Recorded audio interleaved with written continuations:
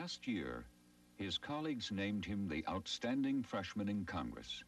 He's Congressman Barney Frank of Massachusetts. He comes to the floor extremely well prepared. He knows the issues that affect the area. He's a man of thought and concern and care.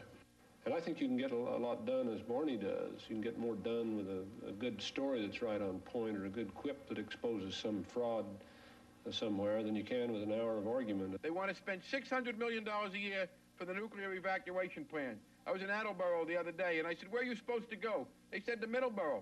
And one guy said, I'm not going there. That's near the Plymouth nuclear plant. I'm going the other direction. Everybody in Brookline, if they get a warning, is supposed to go to New Hampshire. Well, if the Russians attack at rush hour, you can't get from Brookline to Copley Square. How are we going to get to New Hampshire?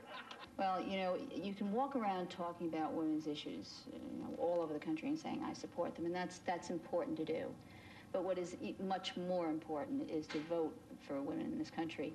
And what Barney has been doing is quite simply that where the issue is the budget, and where he sees that women are being cut severely under the program cuts that have been initiated by this administration, Barney has not only voted against the administration, but has been very, very vocal in supporting the concerns that we as women members have and that the women of this country have for the survival of all women.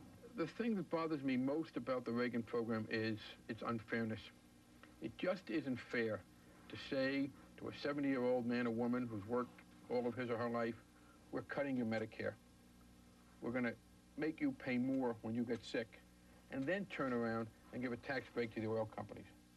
Congressman Claude Pepper is the strongest supporter of Social Security and Medicare in the country. He came to Fall River to urge people to vote for Barney Frank. And so I want to tell you that I'm coming here to ask you, as chairman of the House Select Committee on Aging, don't take away the best men we've got. My campaigns for Congress have really been family affairs. My mother is one of my great boosters, and she goes out as a substitute speaker and does better than I do. But there are moments when you're emotionally low, and to have the family around you is a very, very nice thing. He still has that sense of responsibility towards the family. His sister's children, it just goes on. Growing up, he was a normal boy who got into his share of trouble, who was always a delight to have around, and always very protective of his sisters and his little brother, and always very involved with family, always came first with him. My husband had a gas station which serviced not cars, but over-the-road tanker trailers. And Barney worked there every Saturday from the time he was 13. I think that's one reason he can relate to people on any level now.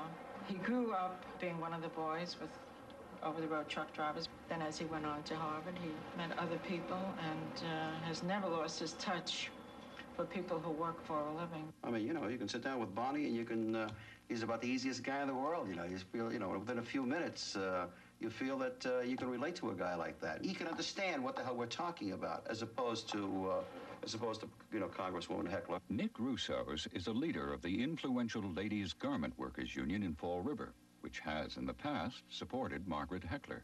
And when it says that we walked away from Margaret Heckler, the fact of the matter is Margaret Heckler walked away from us. Barney Frank understands that the most important social program in this nation is a sound economy. Barney Frank's race is one of the important races because there is the real alternative, whether we want a continuation of the economic programs of this administration, or whether the people in the congressional district are going to say, look, on this kind of an economic program that's being put forward by this administration, that enough is enough. And we have an opportunity to express that viewpoint by voting Barney Frank for Congress.